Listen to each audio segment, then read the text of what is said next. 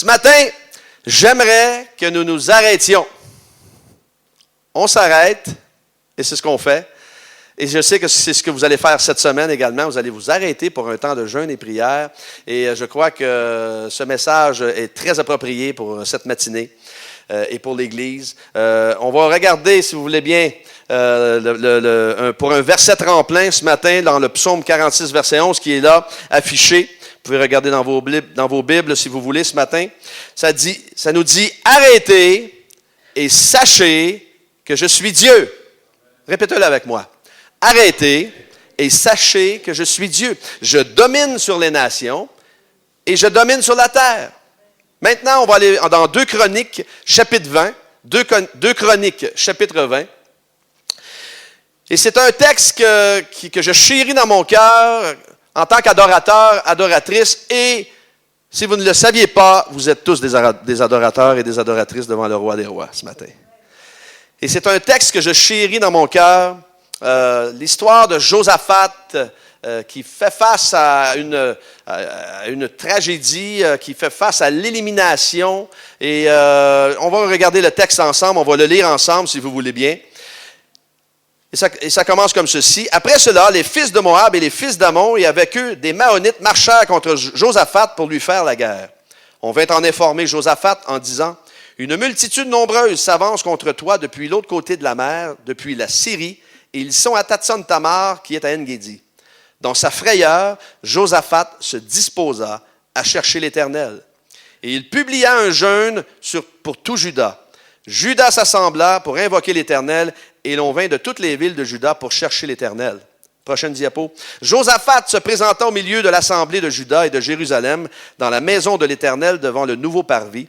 Et il dit, « Éternel Dieu de nos pères, n'es-tu pas Dieu dans les cieux? Et n'est-ce pas toi qui domines sur tous les royaumes des nations? N'est-ce pas toi qui as en main la force et la puissance et à qui nul ne peut résister? N'est-ce pas toi, ô notre Dieu, qui as chassé les habitants de ce pays devant ton peuple d'Israël et qui l'a donné pour toujours à la postérité d'Abraham qui t'aimait? Ils l'ont habité, ils t'y ont bâti un sanctuaire pour ton nom en disant, prochaine diapo, s'il nous survient quelque calamité, l'épée, le jugement, la peste ou la famine, nous nous présenterons devant toi, devant cette maison et devant toi, car ton nom est dans cette maison. Nous crierons à toi du sein de notre détresse et tu exauceras et tu sauveras. Maintenant, voici les fils d'Ammon et de Moab et ceux de la montagne de Séhir, chez lesquels tu n'as pas permis à Israël d'entrer quand il venait du pays d'Égypte, car il s'est détourné d'eux et ne les a pas détruits. Les voici qui nous récompensent en venant nous chasser de ton héritage dont tu nous as mis en possession. Ô notre Dieu, n'exerceras-tu pas tes jugements sur eux? Car nous sommes sans force devant cette multitude nombreuse qui s'avance contre nous et nous ne savons que faire, mais nos yeux sont sur toi. Et tout Juda se tenait debout devant l'Éternel avec leurs petits-enfants, leurs femmes et leurs fils. Alors l'Esprit de l'Éternel saisit au milieu de l'assemblée Jacaziel, fils de Zacharie, fils de Benaja, fils de Jéel, fils de Mattania, tous des noms que vous pouvez donner à vos enfants, Lévites d'entre les fils d'Asaph. Et Jacaziel dit, soyez attentifs, tout Juda et habitants de Jérusalem, et toi, roi Josaphat, ainsi vous parle l'Éternel, ne craignez point, et ne vous effrayez point devant cette multitude nombreuse, car ce ne sera pas vous qui combattrez, ce sera Dieu. Demain, descendez contre eux. Ils vont monter par la colline de Tite, et vous les trouverez à l'extrémité de la vallée, en face du désert de Jéruel. Vous n'aurez point à combattre en cette affaire. Présentez-vous, tenez-vous là, et vous verrez la délivrance que l'Éternel vous accordera. Juda et Jérusalem, ne craignez point, et ne vous effrayez point. Demain, sortez à leur rencontre, et l'Éternel sera avec vous. Josaphat s'inclina le visage contre terre, et tout Juda et les habitants de Jérusalem tombèrent devant l'Éternel pour l'adorer. Les Lévites d'entre les fils des Kéatites et d'entre les fils des Coréites se levèrent pour célébrer d'une voix forte et haute l'Éternel, le Dieu d'Israël.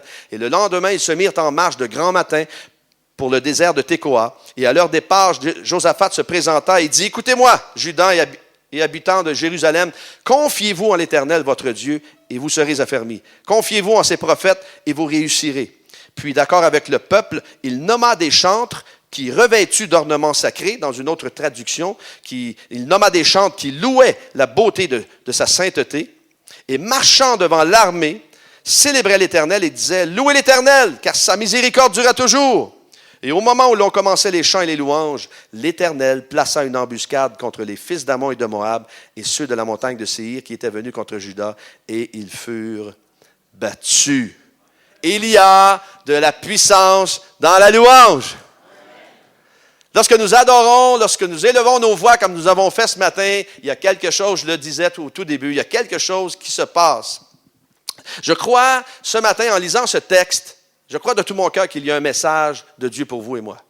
Il y a un message de Dieu pour nous. Et peut-être que pour certains d'entre vous, vous êtes dans la vallée de décision. Peut-être que vous faites face à un avenir incertain. Peut-être que votre santé, elle est inquiétante ce matin. Et dans ce tourbillon de votre vie, vous voulez vivre un moment de Dieu. Vous voulez vivre un kairos. Hein? Un moment de Dieu, dans la racine du mot, c'est le mot kairos. Va à la diapo 15 si tu veux. Un kairos, diapo 15, kairos de Dieu. Et le mot kairos veut dire un moment de Dieu. Je crois qu'il y a un moment de Dieu disponible pour chacun de nous ce matin. Un moment de Dieu. Il y a un kairos pour chacun de nous, et parce que Dieu désire intervenir de façon puissante.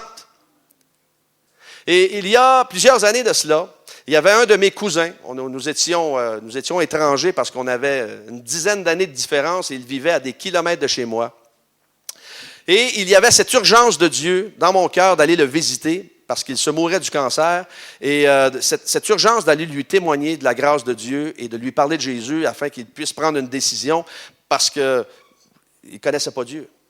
Et j'ai téléphoné et son épouse, elle était très réticente au fait que j'aille à la maison parce qu'elle savait, elle connaissait la mission avec laquelle j'arrivais.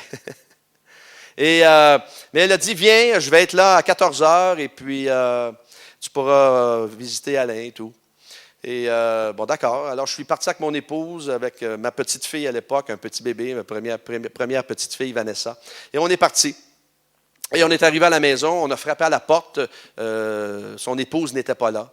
Mais on a entendu une voix et la porte, elle était entrouverte et on est entré et nous sommes allés parler à Yvon. Il s'appelait Yvon.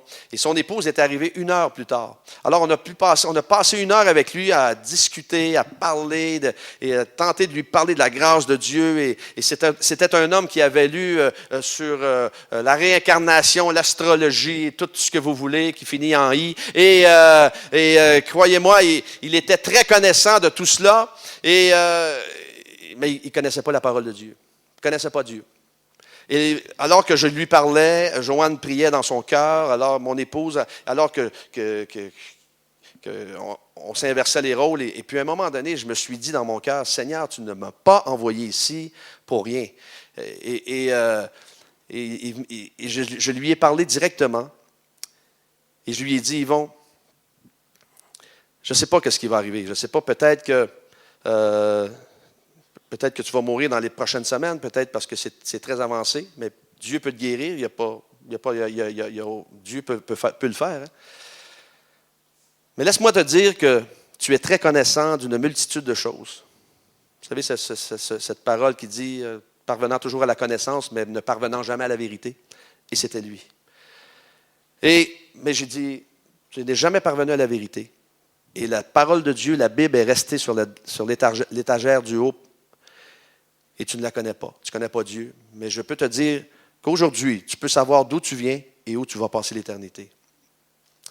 Et là, il y a eu un 180 qui s'est passé et il a ouvert son cœur.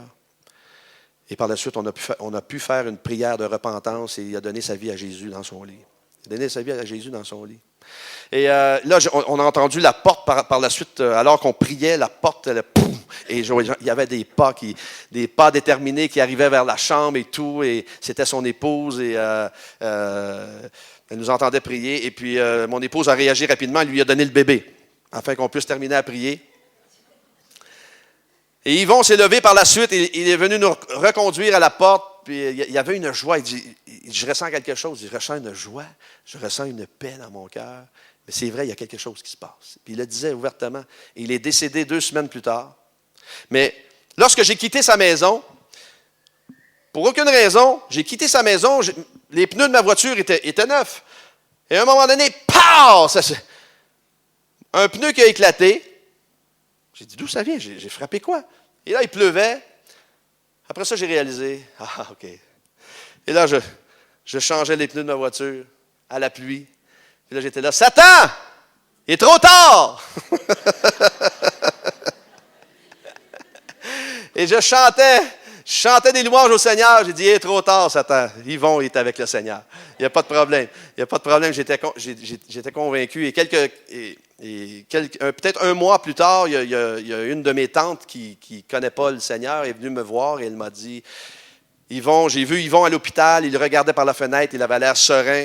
Et il m'a dit, si vous avez des soucis un jour, vous irez voir Stéphane. J'aurais préféré qu'il dise, vous irez voir Jésus, mais il dit, vous irez voir Stéphane. Et ça m'a tout simplement dit, il a compris quelque chose. Il y a quelque chose qui s'est passé dans le cœur d'Yvon et il est parti avec le Seigneur. Mais il y avait cette urgence. Il y avait cette urgence dans mon cœur que Dieu avait placée, mais il y avait un kairos de Dieu pour Yvon. Il y avait un moment de Dieu pour lui. Vous le croyez, ça? Et il y a un moment de Dieu pour nous ce matin. Et Dieu a préparé d'avance, et dites-moi si vous êtes d'accord, des projets extraordinaires pour vous et pour moi.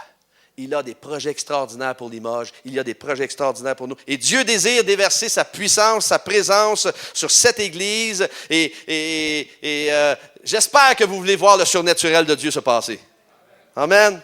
Et cela va nous demander, savez-vous quoi? Cela va nous demander de lui faire confiance. Cela va nous demander une marche de la foi. Et au travers de la marche de la foi, il va y avoir des tests. Et moi, je déteste les tests. Pourquoi des tests? Pour nous faire grandir, afin que nous soyons des hommes encore plus sages, des hommes et des femmes plus matures, plus solides, plus efficaces et plus sensibles. Et lorsque je lis le texte de Josaphat, je retire 4 choses de ce texte-là. Premièrement, la réaction, prochaine diapo 16, la réaction et l'action que Josaphat pose, un jeûne et prière. Moi, je disais, on parlait de jeûne et prière avec Alain. Je dis, moi, lorsqu'on parle de jeûne et prière, mon appétit vient de tripler. Un temps de supplication, deuxièmement, et d'intercession. Troisièmement, la préparation au combat par l'adoration. Et quatrièmement, à cause de leur confiance en Dieu, la vallée du combat est devenue la vallée de bénédiction. Premièrement, la réaction et l'action qu'il pose. Ça va l'accent? C'est bon? Ça va? Si vous avez besoin d'interprétation, levez la main. Ouais. Première chose que Josaphat fait, c'est qu'il se dispose à chercher l'Éternel en publiant un jeûne. Alors, qu'est-ce qu'il fait? Psaume 46, verset 11, il s'arrête. Il s'arrête. Il n'a pas sous-estimé ce qui arrivait. Et oui, c'est vrai, il a peur, il a la crainte. Ces 3 nations qui arrivent contre lui de la mer morte, qui veulent les détruire, les éliminer. C'est du 3 contre 1, c'est de l'inattendu, on ne s'y attend pas. C'est peut-être quelqu'un à qui tu as confiance et qui se retourne contre toi. C'est peut-être une perte d'emploi, l'annonce d'une maladie, c'est peut-être une injustice, c'est peut-être une incompréhension. Et Josaphat a toutes les raisons pour être déstabilisé. Il a toutes les raisons. Eh bien, il connaît son Dieu, il sait de quoi Dieu est capable. Il l'a vu agir dans le passé. Et ça peut nous arriver tous d'être déstabilisés. Par contre, lorsque viennent ces moments où nous sommes déstabilisés, quelle est notre réaction? Comment réagissons-nous? C'est important. De quelle façon nous allons réagir? Quelle va être notre attitude face à tout cela? Et Josaphat, prochaine diapo 18, ça dit, se disposa. Le mot hébreu, c'est le mot pour disposer, c'est le mot Nathan, ce qui veut dire dans sa racine qu'il s'appliqua avec engagement déterminé à ne pas échouer. Ne pas échouer à chercher. Le mot chercher en hébreu, c'est le mot darash qui veut dire une recherche rigoureuse de Dieu. En voulant dire, il était déterminé à rechercher Dieu rigoureusement afin de voir une action urgente de Dieu. Et c'est le désir de mon cœur pour vous et pour moi que nous ayons cette attitude-là, un engagement, que nous soyons déterminés à ne pas échouer.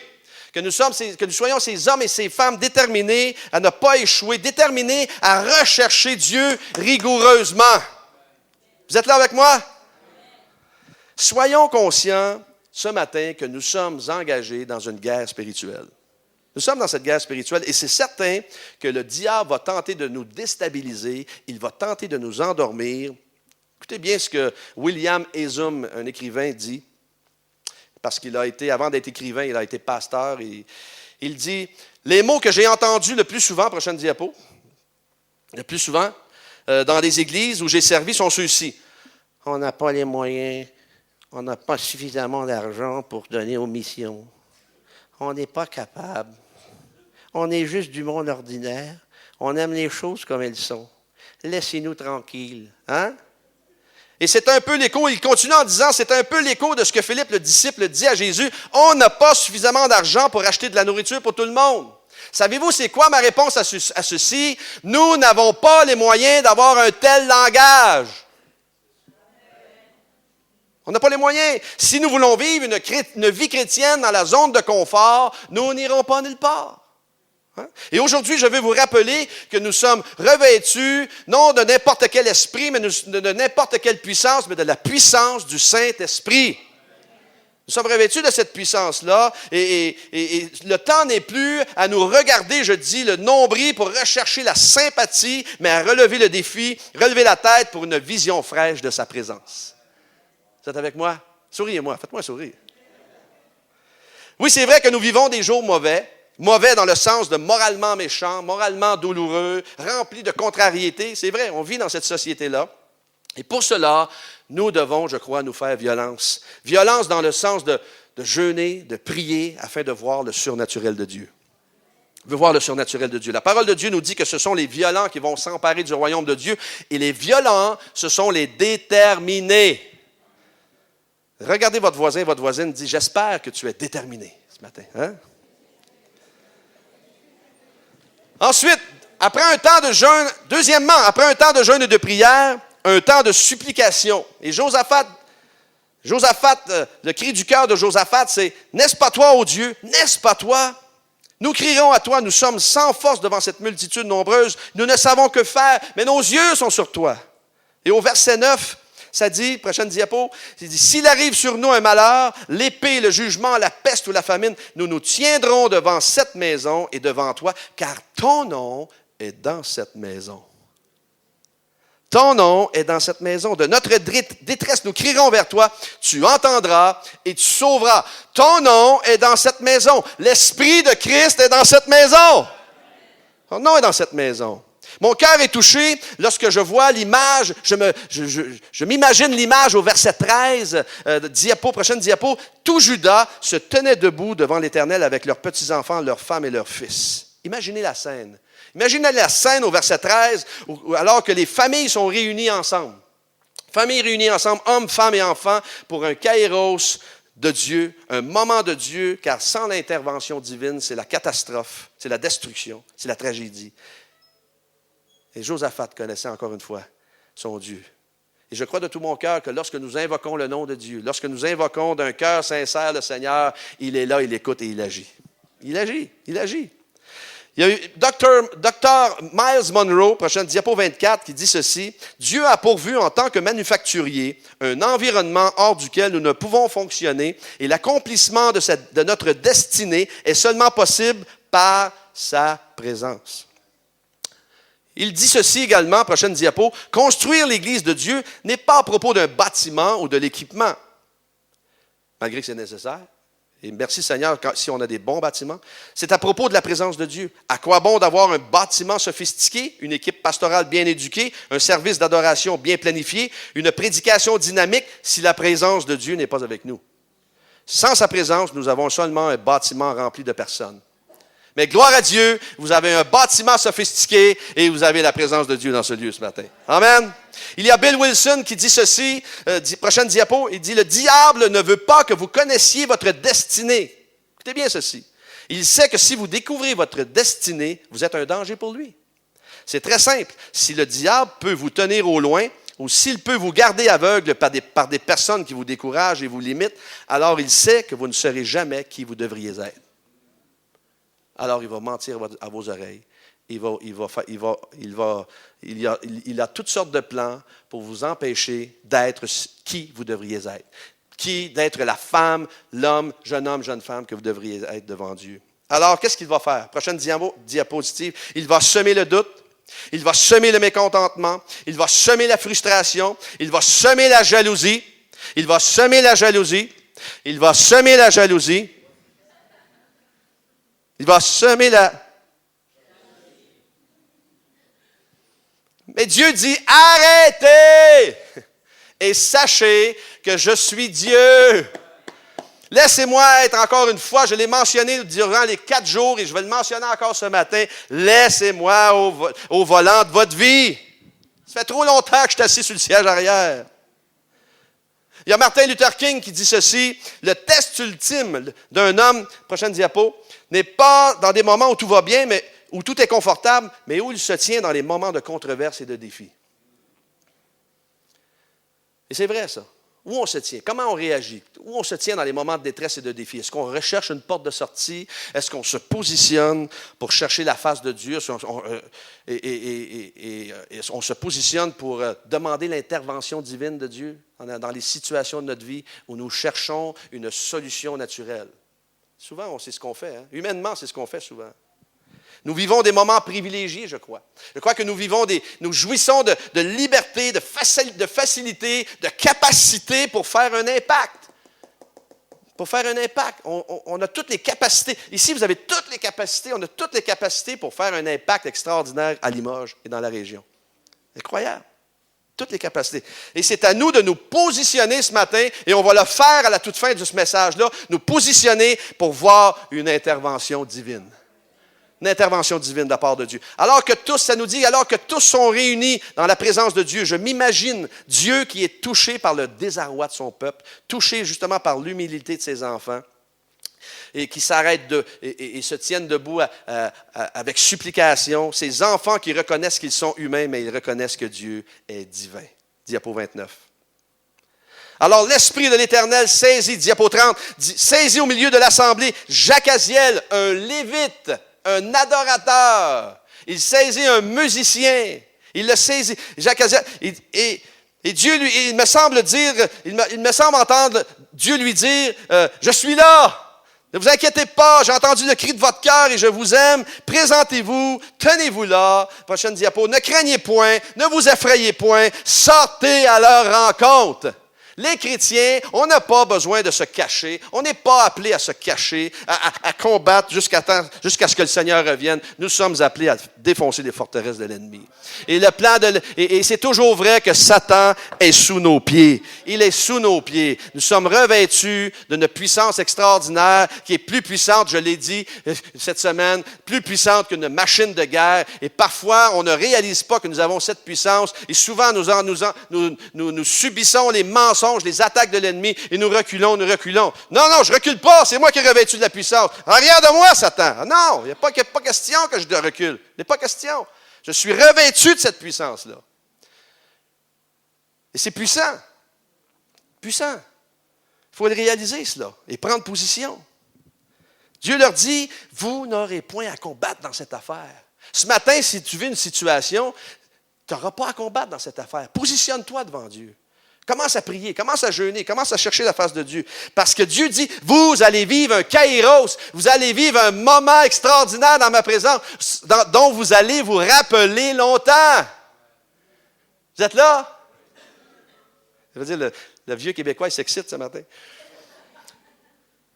Ésaïe 54, 14 à 17, diapo 32. Prenez-le pour vous comme une promesse ce matin. Tu seras affermi par la justice. Bannis l'inquiétude car tu n'as rien à craindre et la frayeur car elle n'approchera pas de toi. Si l'on forme des complots, cela ne viendra pas de moi. Quiconque se liguera contre toi tombera sous ton pouvoir. Voici, j'ai créé l'ouvrier qui souffle le charbon au feu et qui fabrique une arme par son travail, mais j'ai créé aussi le destructeur pour la briser. Toute arme forgée contre toi sera sans effet. Toute arme forgée contre toi sera sans effet. Toute arme forgée contre toi sera sans effet. Et toute langue qui s'élèvera en justice contre toi, tu la condamneras. Tel est l'héritage des serviteurs de l'Éternel. Dites-le avec moi. Tel est l'héritage des serviteurs de l'Éternel. Tel est le salut qui leur viendra de moi, dit l'Éternel. C'est pas un bel héritage, ça? L'héritage, savez-vous c'est quoi l'héritage? C'est transmis par succession, un héritage. Et pour nous, cet héritage nous a été transmis à un grand prix. Un héritage signé par le sang de Jésus. Un héritage signé par son amour. Un héritage signé par sa grâce. Eh oh! Après un temps de jeûne et de prière, un temps de supplication. Troisièmement, la préparation au combat dans l'adoration. Alléluia! Et à l'écoute de cette parole prophétique, le leader donne l'exemple. Josaphat, diapo 34, Josaphat s'inclina le visage contre terre et tout Juda et les habitants de Jérusalem tombèrent devant l'Éternel pour l'adorer. Vous savez il y a combien d'événements où j'ai participé en France, où j'ai vu la présence de Dieu, la gloire tomber dans des lieux où les gens ont reçu de façon extraordinaire. Et souvent dans nos églises, parfois, des fois, le dimanche, c'est pas nécessaire qu'on se retrouve dans un rassemblement ou une conférence, parce qu'on dirait que lorsqu'on va dans une conférence, on y va parce qu'on s'attend à recevoir quelque chose. C'est pas vrai, ça? On s'attend à recevoir quelque chose, mais on va à l'église des fois, mais on ne s'attend pas à recevoir quelque chose. Mais je m'inclus là-dedans. Parfois, on va à l'église, c'est des habitudes. On va à l'église, temps de louange, temps de prédication, on donne la Sainte Seine et tout cela. Après ça, on retourne chez nous et voilà. Hein? Non, on devrait venir à l'église. Savez-vous quoi?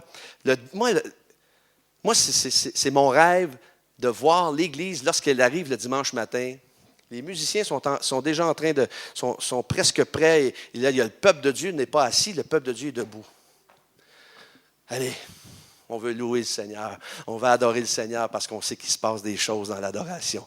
On veut louer l'Éternel des armées et parce que c'est le but de notre présence ici. Et alors qu'on loue, il y a des barrières, il y a des murs qui sont défaits complètement et entièrement. Josaphat savait que ce n'était pas son combat, mais que ce combat appartenait à l'Éternel parce qu'en adorant, prochaine diapo, il déclarait son abandon. En adorant, il déclarait sa confiance. En adorant, il déclarait sa dépendance. Vous savez, dans la préparation au combat, Dieu va nous appeler à œuvrer sur différents territoires, différents ministères, et il faut être prêt et sensible à la direction de sa voix ce matin. Il y a des choses que Dieu va vous demander, peut-être à vous, qu'il ne demandera peut-être pas à quelqu'un d'autre. Il y a des choses que Dieu va peut-être vous demander de faire, qu'il ne demandera peut-être pas à quelqu'un d'autre. Il y a des sacrifices que Dieu va vous demander de faire qu'il ne demandera peut-être pas à quelqu'un d'autre. Vous êtes là ce matin? Et il faut pour cela s'arrêter pour disposer notre cœur à entendre la voix de Dieu. Disposer notre cœur. Il y a un temps où j'ai dû me positionner, moi, il y a quelques années, justement en 2004, lorsque Dieu m'a appelé pour ce ministère. Et parce que j'avais un genre si vous voulez, de discussion avec Dieu dans mon cœur où je lui disais, Seigneur, je ne suis pas le bon gars pour faire ce que je fais. Tu veux que je voyage dans la francophonie alors que ça fait 10 ans que je fais des migraines intenses où je dois parfois rester allongé, couché dans une chambre et les volets fermés. Et, je perds la voix après 2 concerts et j'angoisse lorsque je voyage parce que je n'aime pas voyager. Alors, je ne suis pas certain que je suis le bon candidat. Urgence de Dieu dans mon cœur qui n'arrêtait pas. Toc, toc, toc. Et savez-vous quoi? Depuis 8 ans, le Seigneur m'appelle. J'entends le Seigneur m'appeler, non. Et depuis 8 ans, laissez-moi vous dire, et c'est fantastique, depuis 8 ans, depuis 2004, je n'ai pas fait une migraine. Depuis 8 ans, je n'ai pas perdu la voix une fois en 8 ans. J'ai fait des concerts, j'ai déjà fait 21 concerts en 18 jours. Je n'ai jamais perdu la voix parce que je sais que c'est Dieu. Et je n'angoisse plus parce que Dieu m'a donné un cœur pour voyager maintenant et je n'angoisse plus lorsque je voyage et que je vais voir, que je laisse ma famille. C'est extraordinaire. Après un temps de jeûne et de prière, de supplication, un temps de préparation pour le combat, dernièrement, à cause de leur confiance en Dieu, la vallée du combat est devenue la vallée de bénédiction. Il y a des combats, il y a une vallée de combat, mais il y a aussi une vallée de bénédiction. Il y a quelque chose, on ne vit pas des combats pour rien. Il y a une vallée de bénédiction, il y a quelque chose que Dieu nous réserve. Et le message de Dieu pour nous est le même ce matin. Présente-toi, tiens-toi debout, ne crains pas, ne t'effraie point. Sors à leur rencontre parce que je vais être là. Je vais être là. Je vais m'occuper de toi, je vais pourvoir à tes besoins et je vais tout te donner ce que tu as besoin.